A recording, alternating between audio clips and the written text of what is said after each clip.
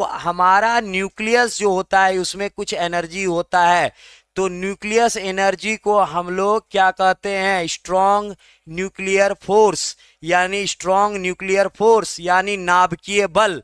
क्योंकि गुरुत्वाकर्षण बल कोई भी अर्थ जैसे कोई भी प्लेनेट या सन लगाता है, प्लेनेट कोई भी होगा सन लगाएगा तो वो ग्रेविटेशनल, और यही कारण है ग्रेविटेशनल बल के कारण ही सारे इंसान पेड़ पौधे वो पृथ्वी से चिपके पड़े हैं, गिर नहीं जाते हैं। तो ग्रेविटेशनल पुल जो है वो हमारा अर्थ या प्लेनेट लगाता है या कोई भी हमारा स्टार लगाता है।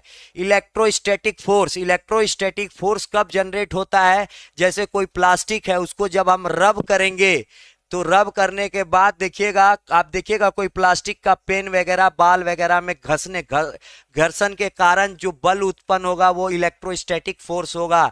तो इलेक्ट्रोस्टैटिक फोर्स क्या होता है कि जब हम लोग घर्षण के कारण बल उत्पन्न होता है तो ये भी हमारा न्यूक्लियर में नहीं पाया जाता है। नाभिकीय बल, तो नाभिकीय बल जो होता है वो हमारा जैसे यूरेनियम वगैरह का प्रबल होता है, तो हमारा यहाँ प्रबल नाभिकीय बल स्ट्रॉन्ग न्यूक्लियर फोर्स होगा, क्योंकि यही न्यूक्लियस है जो बांध करके सारे इलेक्ट्रॉन्स को रखता है। अगर ये फोर्स स्ट्रांग नहीं होता तो क्या होता, वहां पर स्ट्रांग फोर्स नहीं होने के कारण सारे इलेक्ट्रॉन्स बिखर जाते।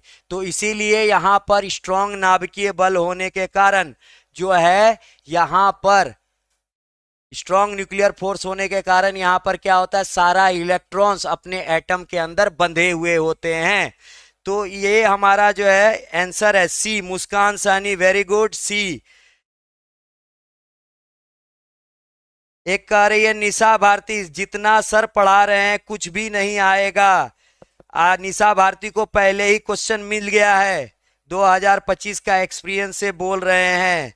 चलिए देखते हैं निशा भारती, हमारे और आपके बीच में ये चैलेंज है कि कौन सा क्वेश्चन आता है या नहीं आता है। अगर हमारा 70% क्वेश्चन नहीं आया तो फिर हम आपसे बात करेंगे।